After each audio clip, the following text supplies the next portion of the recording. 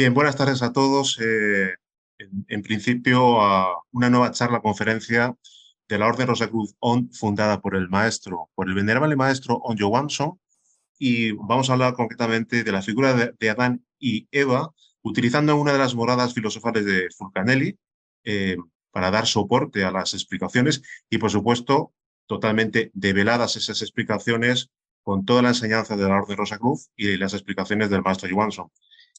Uno de los más importantes relatos del cristianismo se encuentra descrito en la Biblia, como todos sabemos, obviamente, y nos referimos al mito de Adán y Eva. Seguramente pueda llamar la atención el hecho de que nos refiramos pues, a ese relato como un mito y cause la extrañeza de los que, como suele ser habitual, se encuentren acostumbrados a leer la letra muerta del texto bíblico. Su historia se narra en el libro del Génesis, desde el versículo 26 del capítulo 1 hasta el versículo 2 del capítulo 5. La primera parte, hasta el versículo 5 del capítulo 5, trata de Adán y cuenta cómo este fue creado del polvo mediante las manos del Creador, a su imagen y semejanza, después de soplar en el hombre aliento de vida. Dios puso a Adán y Eva para probar su fidelidad y obediencia, les dio el mandato de comer de todos los frutos del árbol del huerto, excepto uno, llamado el árbol de la ciencia del bien y del mal, mas no les prohibió comer del árbol de la vida, indicándole a Adán y a Eva que si comían los frutos de él iban a morir. La serpiente del jardín del Edén, que conocía de esta prohibición, se aprovechó de esta única regla y así tentó y engañó a Eva, la cual comió del fruto prohibido. Eva, viendo que era bueno para comer y que era agradable a los ojos y realmente un árbol codiciable para alcanzar la sabiduría, le dio también a comer a su marido. Y Dios dijo, el ser humano ha llegado a ser como uno de nosotros, pues tiene conocimiento del bien y del mal. No vaya a ser que extienda su mano y también tome del fruto del árbol de la vida, lo coma y viva para siempre. Génesis 3:22. Esta falta de obediencia les acarreó la expulsión del paraíso, que todos conocemos, en el Génesis 3:24. Expulsión a la que Dios les castigó con la muerte, el dolor, la vergüenza y el trabajo. Con el sudor de tu rostro comerás el pan hasta que vuelvas a la tierra, porque de ella fuiste tomado. Pues polvo eres y el polvo volverás, o parirás a tus hijos con dolor, en el Génesis 3:16. Estos hechos son conocidos como el pecado original. El relato bíblico continúa narrando la vida de Adán y Eva fuera del jardín del Edén, cuenta que ellos tuvieron hijos, Caín, Abel y Set, son mencionados. Pues bien, son muchos los autores los que inciden en resaltar la insistencia en cuanto a la interpretación de los textos bíblicos desde el punto de vista hermético. Obviamente existe una simbología, una alegoría, en donde se esconde de manera críptica la enseñanza de la Rosa de la Cruz y de todo aquello de lo cual hablaban los alquimistas de la Edad Media. Todo ese modus operandi totalmente críptico en los libros de alquimia es la misma enseñanza de la Rosa y la Cruz. Son muchos los que afirman, al igual que Fulcanelli, lo siguiente. Y el mismo Fulcanelli nos da pistas y dice lo siguiente. El dogma de la caída del primer hombre no pertenece solo al cristianismo, sino también al mosaísmo y a la religión primitiva, que fue la de los patriarcas. Esa es la razón de que esta creencia se halle si bien alterada y desfigurada entre todos los pueblos de la tierra. La historia auténtica de esta decadencia del hombre por su pecado nos es conservada en el primer libro de Moisés, Génesis capítulos 2 y 3. Este dogma fundamental del cristianismo, escribe el abad Foucher, no era ignorado en absoluto en los tiempos antiguos. Los pueblos más próximos que nosotros al origen del mundo sabían por una tradición uniforme y constante que el primer hombre había prevaricado y que su crimen había atraído la maldición de Dios sobre toda su posteridad. La caída del hombre degenerado, dice el propio Voltaire, el fundamento de la teología de todas las naciones antiguas. Según Filolao, el pitagórico del siglo V antes de Cristo, los filósofos antiguos decían que el alma estaba enterrada en el cuerpo, como en una tumba, como castigo por algún pecado. Platón testimonia así que tal era la doctrina de los órficos. Y él mismo la profesaba, pero como se reconocía igualmente que el hombre había salido de las manos de Dios y que había vivido en un estado de pureza y de inocencia, era preciso admitir que el crimen por el que sufría su pena era posterior a su creación. La edad de oro de las mitologías griega y romana es evidentemente un recuerdo del primitivo estado del hombre al salir de las manos de Dios. Los monumentos y las tradiciones de los hindúes confirman la historia de Adán y de su caída. Esta tradición existe asimismo en los budistas del Tíbet y era enseñada por los druidas y también por los chinos y los antiguos persas. Según los libros de Zoroastro, el primer hombre y la primera mujer fueron creados puros y sometidos a Ormuz, su hacedor. Arimán los vio y se sintió celoso de su felicidad. Los abordó en forma de culebra, les presentó unos frutos y los convenció de que era él mismo el creador del universo entero. Le creyeron y desde entonces su naturaleza fue corrompida y esta corrupción contaminó a su posteridad. La madre de nuestra carne o la mujer de la serpiente es célebre en las tradiciones mexicanas que la representan caída de su estado primitivo, de dicha y de inocencia, en el Yucatán, en el Perú, incluso en las Islas Canarias, en España. La tradición de la caída existía también en las naciones indígenas cuando los europeos descubrieron esos países. Las expiaciones que se celebraban en diversos pueblos para pacificar al niño a su entrada en esta vida constituyen un testimonio irrebatible de la existencia de esta creencia general. Ordinariamente, dice el sabio cardenal Bousset, esta ceremonia tenía lugar el día en que se daba nombre al niño. Ese día, entre los romanos, era el noveno para los varones y el octavo para las niñas, y se llamaba lustricus, a causa del agua lustral que se empleaba para purificar al recién nacido. Aquí abrimos un pequeño paréntesis y simplemente mencionar un pequeñísimo apunte. Recordemos que los antiguos alquimistas daban el nombre de agua lustral también a lo que es su agua, a lo que es su materia prima de la gran obra.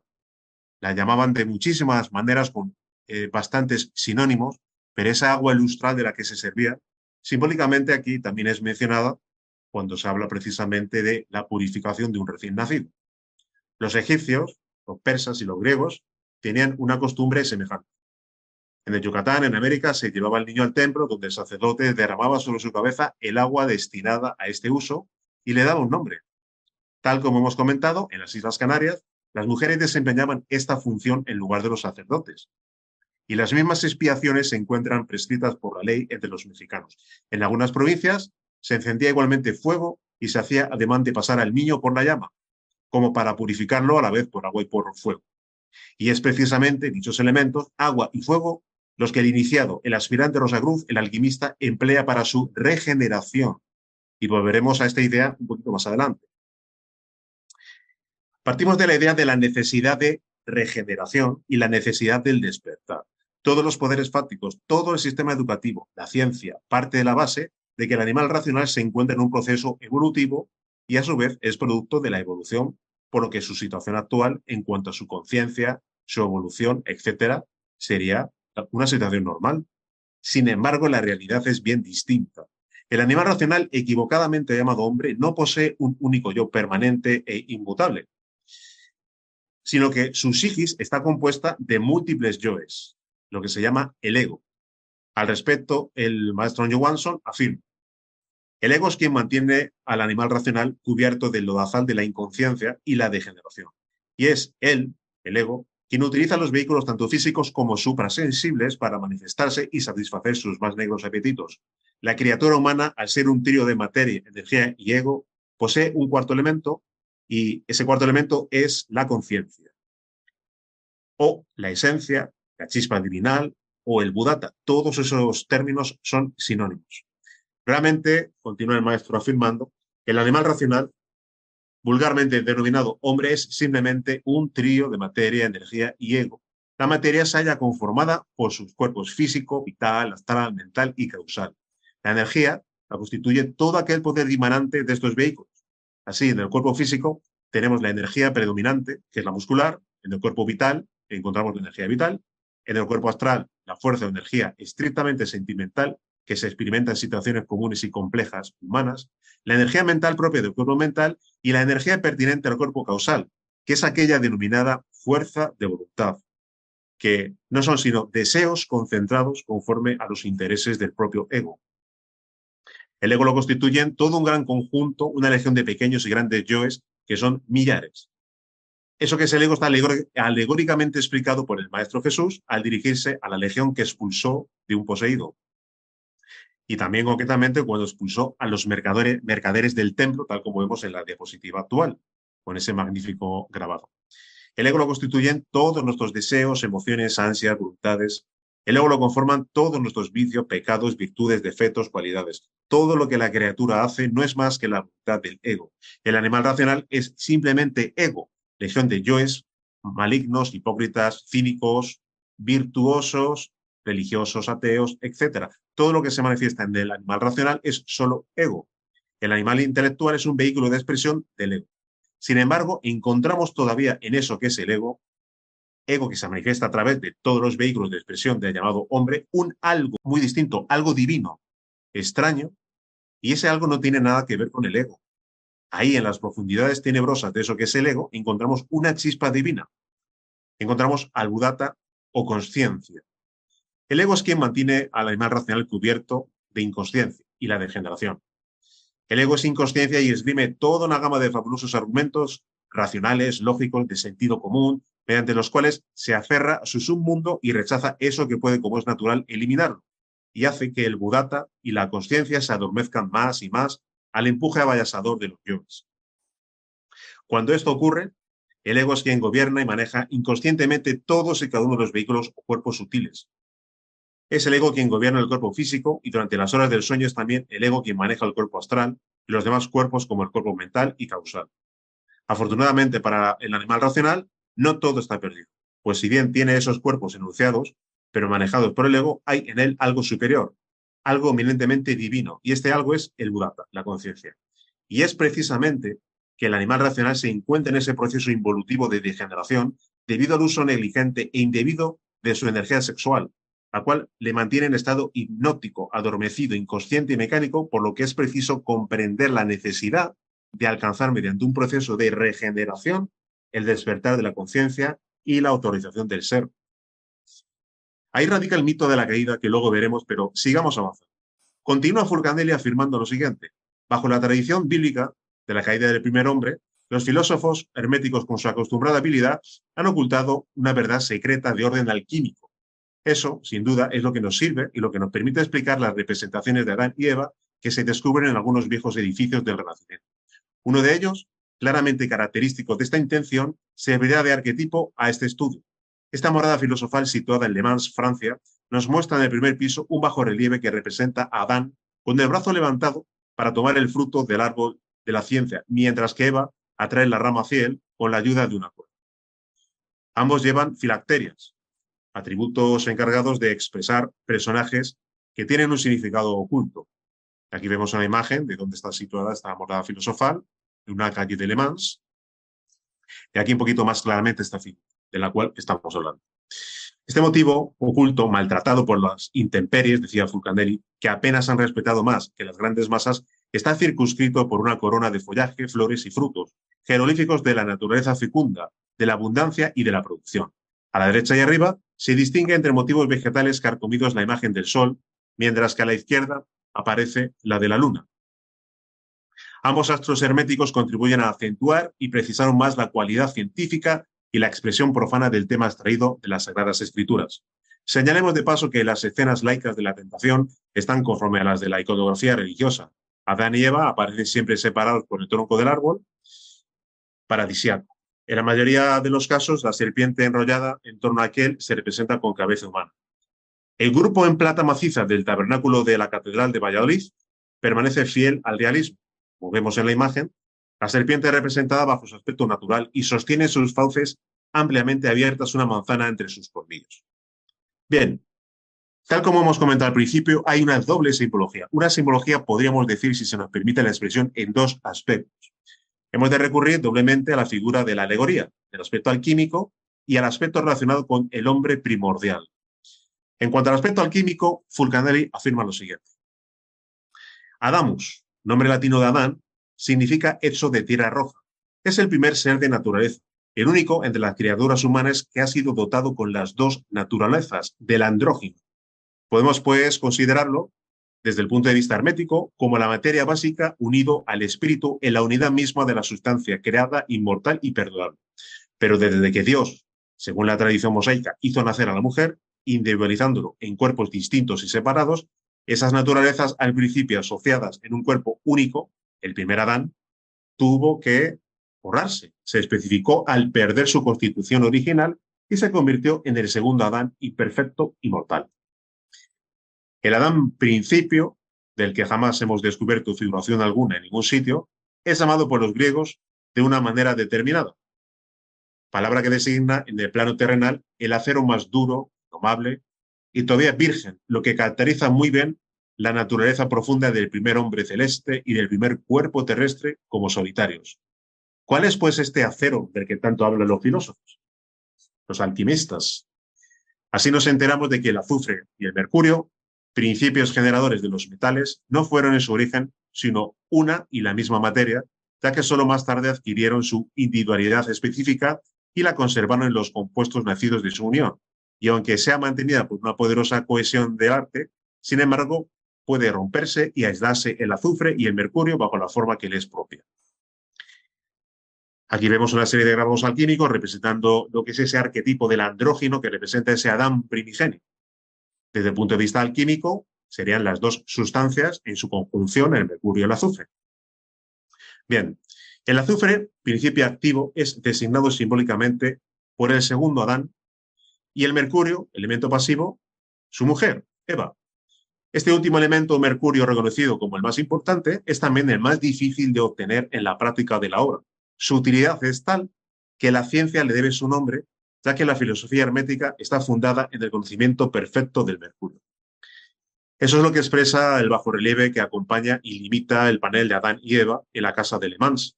Se advierte a Baco, niño provisto de Tirso, escondido con la mano izquierda en la boca de una vasija y en pie sobre la tapadera de un gran recipiente decorado con guirnaldas. Pues Baco, divinidad emblemática del mercurio de los sabios, encarna un significado secreto parecido al de Eva, madre de los vivos. En Grecia, todos los vacantes se la llamaba Eva. Eva, palabra que procede de Enio Ebius, sobrenombre de Baco. En cuanto a las vasijas destinadas a contener el vino de los filósofos o mercurio, son lo bastante elocuentes como para dispensarnos de poner de relieve su sentido esotérico. Si nos centramos en el análisis alquímico, Fulcanelli se refiere al azufre y el mercurio, principios generadores de los metales. No fueron en su origen sino una y la misma materia, lo que correspondería al Adán semejante al hombre primigenio. El segundo Adán correspondería al azufre, principio activo, y el elemento pasivo, el mercurio, sería Eva. El primer Adán, con los dos principios unificados, formando un único compuesto, un andrógeno que contiene en sí las dos naturalezas. Pero acudamos a una mayor clarificación. Respecto a este acero, del cual hablan los filósofos, el venerable Master Johansson afirma lo siguiente. La simiente humana es divina, es solar, y en ella se hallan latentes todas las potencialidades que posee un hombre. La criatura humana desconoce completamente todo el poder divino que se haya contenido en su simiente. Desconoce todo aquel potencial de vida que se haya encerrado en su ensémenis. Lo más precioso que tiene la criatura humana es su semilla, su simiente. Nada hay en el universo que tenga un valor semejante al de la simiente humana. La simiente humana es invalorable. La simiente humana es energía solar latente. Basta saber cómo desarrollar todo el potencial energético contenido en el ensémenis para transformarnos completamente, convertirnos en seres humanos y lograr nuestra realización como hombres reales y auténticos. La simiente humana es terriblemente divina y gracias a ella es como podemos desarrollar en nosotros todo aquel maravilloso poder de la generación y de la regeneración. Varones y hembras son portadores de ese licor precioso que nos transforma de animales racionales en hombres plenos y reales. La materia prima es el ensémenis, el licor seminal, el semen, el mercurio. El mercurio en bruto, la materia prima es el elemento que el alquimista somete a cocción, a su transmutación. Asimismo, el maestro Johansson afirma lo siguiente. La regeneración sexual es posible gracias a la transmutación de la simiente humana. La más importante regeneración que se logra gracias a la transmutación sexual es la transformación integral de la conciencia. Transmutación es cambio. Transformación, revolución. Transmutación sexual es cambio consciente de la mecanicidad y rutina bestial en acto voluntario y controlado íntegramente. Es transformación de la materia caótica en energía pura, ígnea, radiante, con cuyo poder divinal realizamos la más grande de las revoluciones, la revolución de la conciencia. En cuanto al gabinete de los filósofos, el gabinete de los filósofos, el famoso Laboratorium Oratorium, se haya conformado por el hornillo mágico del Laboratorium Oratorium, es el chakra coxígeo. El agua es propiamente licor seminal y los cordones o canales o nadis de Ida de Pingala son los tubos o conductores por donde descienden los vapores seminales hasta el destilador o alambique del cerebro. Fulcanelli continúa afirmando, no hay que dejarse engañar, pues aquí está el nudo gordiano de la gran obra, el que los principiantes deben aplicarse a desanudar si no quieren verse detenidos en seco al comienzo de la práctica. Existe, pues, otra madre, hija de la primera, a la que los maestros, con un designio fácil de adivinar, han impuesto también la denominación de mercurio y la diferenciación de estos dos mercurios, un agente de renovación y el otro de procreación, constituye el estudio más ingrato que la ciencia ha reservado al neófito. Obviamente, es muy sencillo llegar a la conclusión, esto es un pequeño paréntesis, que si tenemos dos mercurios, uno es el mercurio en bruto, el que los alquimistas buscaban en la mina, el licor seminal que se obtiene de manera natural en el animal racional, y otro es el mercurio de los filósofos, producto de la transmutación alquímica del primero, mediante las distintas prácticas de transmutación sexual que explicaremos en el apartado de los 5 valores al final de la charla. Bien, continuamos. Y continúa Fulcanelli diciendo lo siguiente. Con el propósito de ayudarle a franquear esa barrera, nos hemos extendido sobre el mito de Adán y Eva y vamos a intentar aclarar esos puntos oscuros voluntariamente dejados en la sombra por los mejores autores.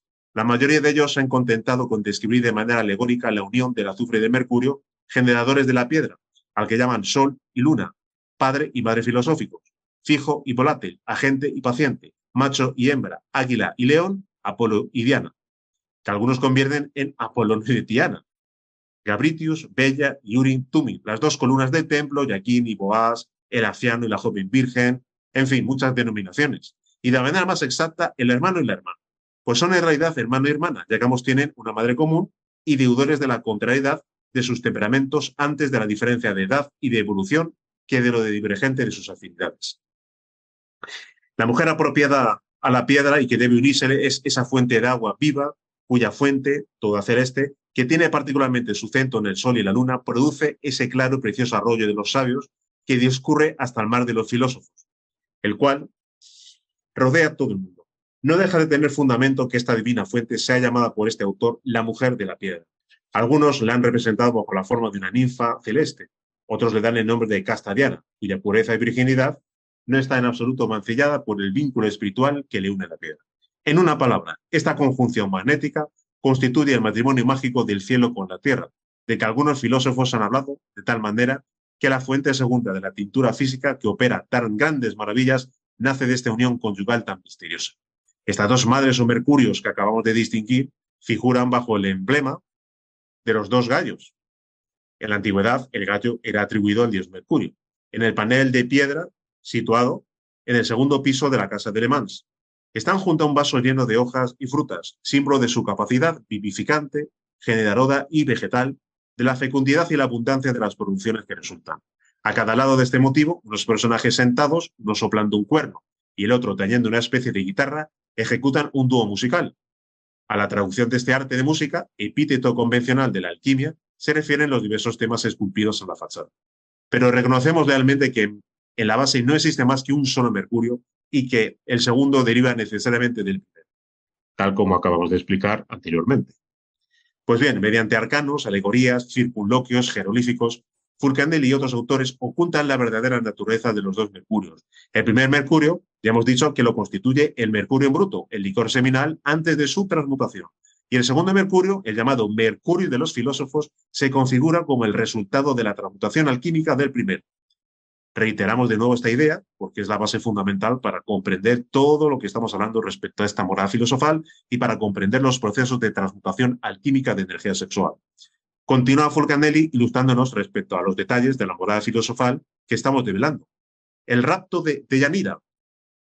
Encima de los gallos, tal como vemos aquí, guardianes del vaso fructificante, se ve un panel de mayor dimensión, por desgracia muy mutilado, muy deteriorado por el tiempo, efectivamente, tal como vemos en la imagen, no se ha podido encontrar otra mejor, cuya escena figura el rapto de Deyanira por el centauro Nes. La fábula narra que, habiendo obtenido Hércules de Eneo la mano de Deyanira por haber triunfado sobre el dios río Aqueloo, en compañía de su nueva esposa quiso atravesar el río Evenio. Neso, que se halla en las cercanías, se ofreció para transportar a Deyanira a la otra orilla. Hércules cometió el error de consentirlo y no tardó en advertir que el centauro intentaba apoderarse de Deyanira. Una flecha templada en la sangre de la hidra y lanzada con mano segura lo detuvo allí mismo.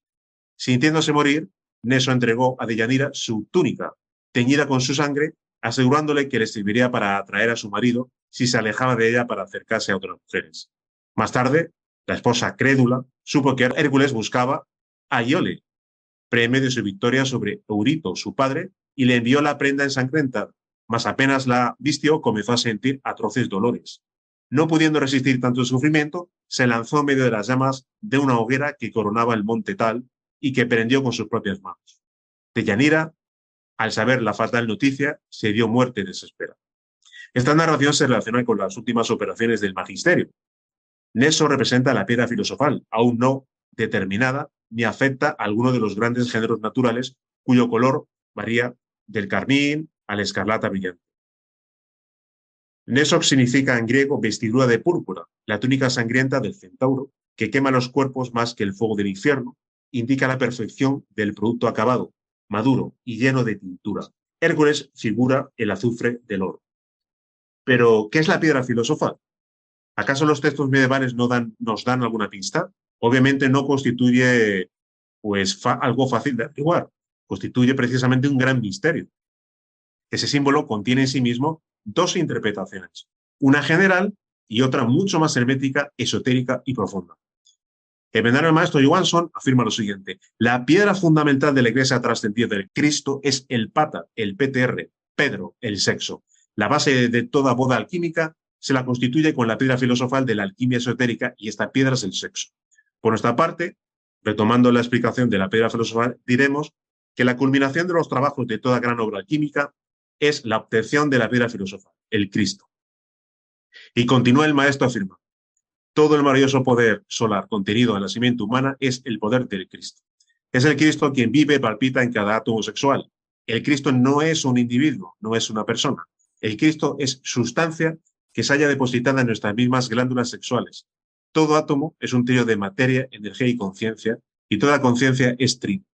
Esa conciencia divinal contenida en nuestra simiente es una emanación de eso que es Dios. Metafóricamente afirmamos que el Padre, el Hijo y el Espíritu Santo moran en la simiente humana. El agua de la vida es el habitáculo del fuego. El enseminis es la morada del Cristo y de la Divina Madre. Cuando se comete el crimen de fornicar, se pierde la gracia de encarnar en sí mismos al Cristo íntimo, a la Divina Madre, al Espíritu Santo, en suma, a eso que es Dios.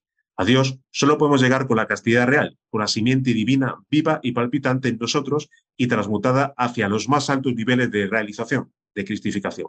Y continuando con Fulcanelli, afirma lo siguiente: en el fuste de los dos pilares adosados que flanquean la escena mitológica, cuyo esoterismo acabamos de estudiar, figura por un lado una cabeza de león provista de alas y por otro lado una cabeza de perro o de perra.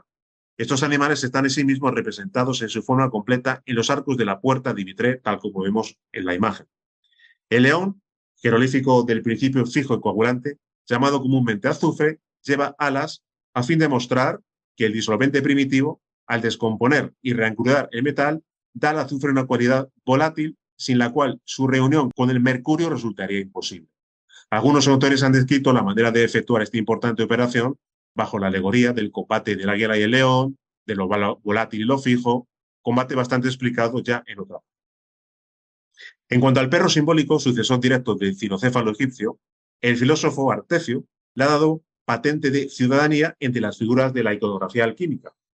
Habla en efecto del perro de Corasán y de la perra de Armenia, emblemas del azufre y del mercurio, padres de la piedra.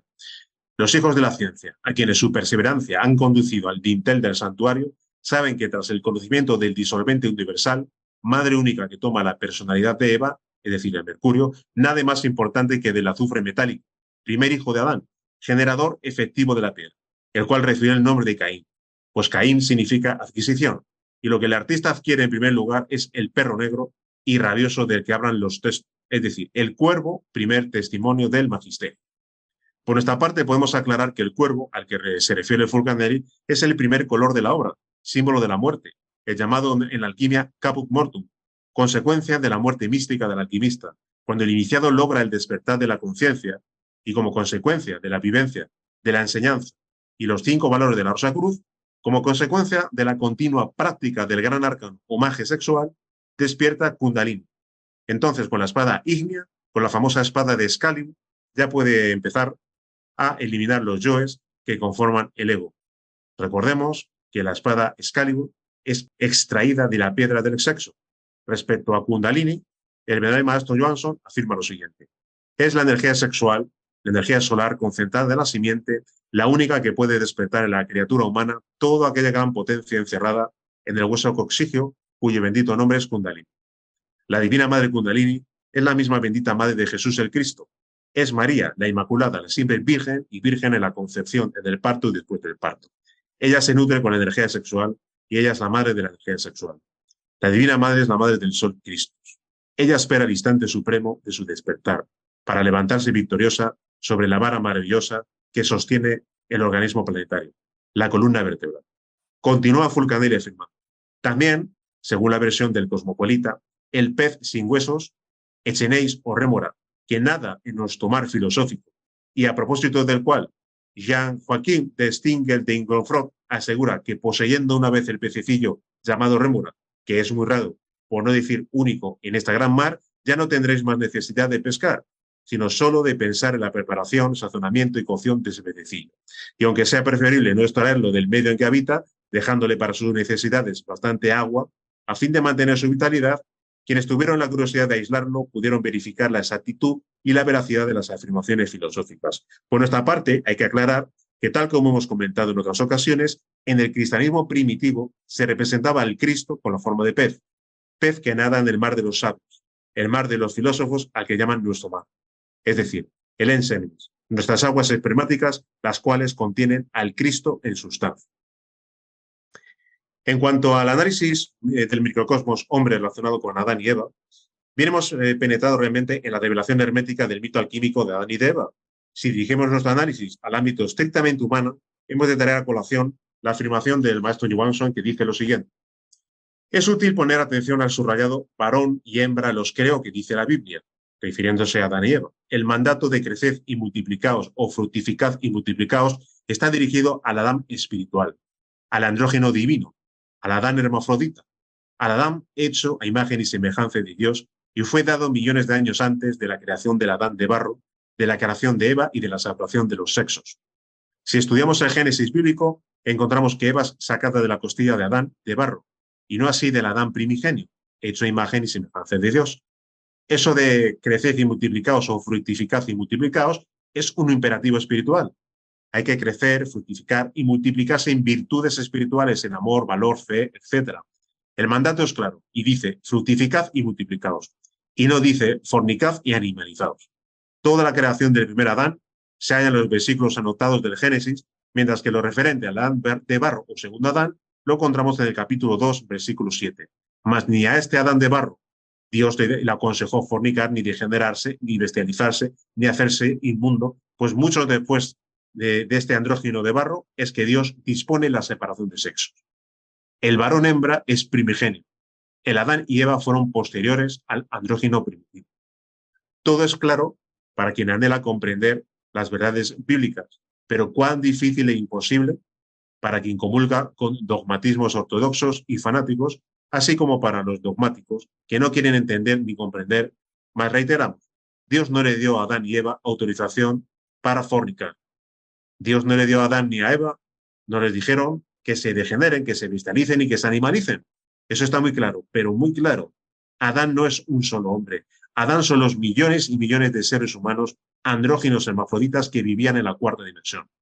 Los Adán fornicaron con sus mujeres, las que posteriormente reciben el nombre de Eva, y el fruto de sus fornicaciones fuera del Edén constituyen el Caín bíblico. Es así como esa humanidad adámica fue echada del Edén, de la cuarta dimensión, y fue reducida como consecuencia de sus fornicaciones a este mundo tridimensional, perdiendo sus maravillosos poderes divinos y sumiéndose más y más en la generación animal. Así fue como ese maravilloso conjunto de continentes llamado Lemuria se poblaron de todos aquellos seres fornicarios que fueron echados del Edén, de la cuarta dimensión. Todos los fornicarios del Edén, expulsados a consecuencia de sus fornicaciones, hallaron refugio en este mundo tridimensional, se instalaron en él y siguieron fornicando y consecuentemente trayendo consigo los frutos de su costumbre, de su fornicación. La fornicación es tan antigua que ya la humanidad ha perdido inclusive el concepto de ella. Fornicar simplemente es perder o derramar la simiente. Por nuestra parte, podemos afirmar el hecho de que la terrible situación a la que eso que se llama ser humano se encuentra es debido al uso negligente de lo más preciado que posee, su energía sexual.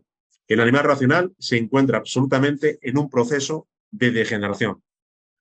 Si queremos detener ese proceso e iniciar el camino de la regeneración hasta recuperar en nosotros el Adán Kadmon, debemos transmutar nuestra simiente, vivir los 5 valores de la Rosa Cruz y alcanzar el tan anhelado despertar de la conciencia. Debemos levantar en nosotros mismos el Adán Kadmon, que en la simbología bíblica es Adán-Eva, el andrógeno divino. Levantar en nosotros el Adán-Eva significa el regreso o retorno de la divina pareja original, al Edén primario. Para levantar esas dos maravillosas columnas sobre las cuales se apoya todo el edificio del templo, es preciso recibir por esposa a la original, primigenia e individual Eva, a nuestra alma gemela, aquella divina leva que desde el amanecer de la vida nos espera para la realización de las grandes bodas alquímicas en la montaña de la ascensión. Es con ella y gracias a ella que levantamos las dos columnas sagradas. Es así como levantamos el segundo logos y es así como encarnamos plena y totalmente en nosotros al sacrosanto Vishnu, a Isis, madre del cosmos, a la adorable y venerada Netupto. Y es con la vivencia de los 5 valores de la rosa y la cruz cómo podemos lograr realmente la consecución de la gran obra de la alquimia y recuperar nuestro estado primordial y ancestral, por medio de la vida, la muerte, el amor, la libertad y la sabiduría, los 5 valores de la rosa y la cruz. Pues bien, tenemos concretamente de que en el valor de la vida hablamos, como dijimos anteriormente, hablaríamos de la transmutación alquímica de energía sexual, la cual reviste 3 aspectos: unipolar, bipolar e integral. Con la transmutación unipolar la puede utilizar toda aquella persona que todavía no esté en disposición de trabajar con su pareja, y es una magnífica práctica por la cual, por la energía sexual transmutada, asciende victoriosa por los canales de transmutación hasta el cerebro para desembocar en el corazón, donde se encuentra nuestro Kudata, el templo corazón, donde se encuentra nuestra conciencia, la chispa divinal. La transmutación bipolar se vive por la pareja todavía sin contacto sexual, es una especie de antesala antes de entrar a lo que es el tercer tipo de transmutación. La transmutación bipolar, bien, la pareja se puede coger por las manos, puede poner en contacto espalda con espalda, rodilla con rodilla, y cada uno realiza la práctica de transmutación bipolar individualmente, pero pueden cogerse de las manos y se establece lo que es un contacto, un circuito electrobiomagnético de acondicionamiento de energía, etc. Ahí vemos el esquema de los nadis de nuevo, cómo van concretamente subiendo por la columna vertebral hasta el cerebro y hasta el corazón. Y el tercer tipo de transmutación, diríamos que es la transmutación integral, el arcano solar, el arcano real, la magia sexual, el Ubareta Yoga, el Tantra blanco, la magia sexual, la alquimia sexual, tiene todo realmente una serie de expresiones que son totalmente sinónimas. Y aquí ya sí que en principio hay contacto sexual entre hombre y mujer, siempre hombre y mujer, pero no hay ni orgasmo ni eyaculación. Lo que se produce es una magnífica transmutación de la simiente que, igual manera, sube por los canales y apical hasta el cerebro y desemboca en el corazón. Bien, con respecto al valor de la muerte, hemos hablado a lo largo de la charla y venimos hablando a lo largo de las conferencias respecto a que somos totalmente prisioneros del ego. Estamos sometidos a las cadenas del ego. Entonces, obviamente, el ego tiene que morir. Y entonces, para poder morir, realmente, debemos de empezar su debilitamiento. ¿Cómo empezar el debilitamiento del ego? Pues con el control del mismo, evitar la manifestación del ego. Hemos afirmado infinidad de veces que el ego se expresa también a través del animal racional. Si lo que hacemos es un control yoístico, si evitamos la manifestación del ego, este se va debilitando poco a poco. Y obviamente, cuando se va debilitando, entonces es cuando realmente puede expresarse realmente lo que es la conciencia. Todavía sin realmente haber despertado, puede haber chispazos de conciencia, pero obviamente lo que tenemos que hacer es que no se manifieste el ego. Más adelante, cuando se produce el despertar de la conciencia y posteriormente se produce el despertar de Kundalini, como ya hemos comentado con la espada de fuego de Kundalini, con la espada simbólica de Excalibur, ya podemos empezar a decapitar a la simbólica Medusa, a lo que es cada uno de los miles y miles de los yoes. Hemos dedicado una conferencia entera a explicar el proceso de la muerte mística, el proceso de decapitación de los yoes. Empezamos a los amigos a que puedan ver esa conferencia, donde se explica ya detalladamente ese proceso. Con el valor del amor, obviamente lo que necesitamos es dar la enseñanza, que lo más preciado que tenemos a nuestros semejantes. Amar al prójimo más que a nosotros mismos. Y obviamente el mayor tesoro que poseemos, que es la enseñanza de la Rosa y la Cruz, tenemos que proporcionársela a nuestros semejantes. No podríamos avanzar un milímetro en el sendero si fuéramos egoístas y acaparáramos la enseñanza solo para nosotros. Tenemos que procurar que los demás tengan la oportunidad de conocer la enseñanza, decidir vivirla o no, pero que tengan la posibilidad de poder conocerla. Insisto, nadie avanza en el sendero si acapara de manera egoísta la enseñanza. Tenemos que divulgar la enseñanza, expandir la enseñanza y dar la oportunidad a nuestros semejantes que puedan conocer. Si la viven, bien, y si no la viven, también bien. Es su voluntad y es concretamente totalmente respetuoso respetar su voluntad de decidir vivirla o no. Y por último, hablaríamos concretamente del valor de la libertad y el valor de la sabiduría. En el valor de la libertad hablamos concretamente de que, tal como os he expresado anteriormente, el hombre está sometido a la hipnosis del sueño. El hombre duerme el sueño de los justos, como se dice popularmente. Estamos sometidos al sueño de la conciencia, la conciencia totalmente dormida.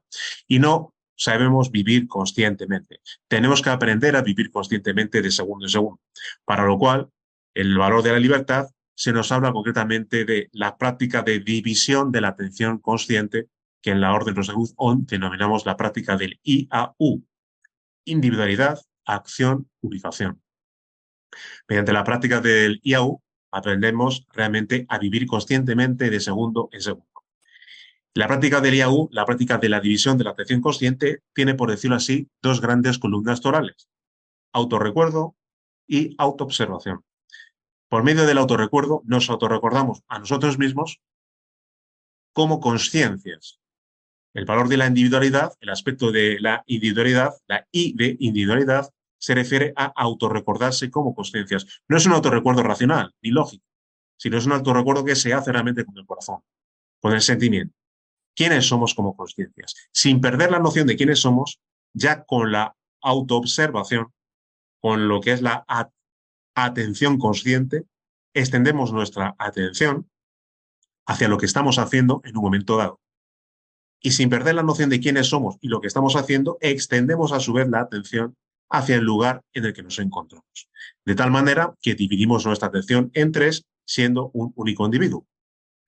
Y es de esa manera como establecemos un muro de contención hacia todo ese maneramnum, toda esa invasión que realiza la mente, esa proyección de raciocinios, lógicas, preocupaciones subconscientes que se manifiestan con imágenes, proyecciones del pasado, proyecciones del futuro, raciocinios, preocupaciones varias. Todo eso nos sumerge en el sueño. Si aprendemos a cortar todo eso mediante la práctica del IAU y aprendemos a vivir de instante en instante, el aquí y el ahora, tal como acabamos de explicar ahora, dividiendo la atención en tres, entonces empezaremos a vivir conscientemente de segundo en segundo. Y por último, el valor de la sabiduría nos habla de la voluntad del Padre. Todos estamos acostumbrados a hacer nuestra propia voluntad. Somos seres dormidos. Somos animales racionales. El día que alguien despierte conciencia, entonces obviamente con la conciencia despierta podrá empezar a conocer a su Padre y empezar a hacer la voluntad del Padre. Y tal como estamos, nuestro Padre quiere algo, que es su primer, por decirlo así, su primer estadio, su primer deseo es que despertemos.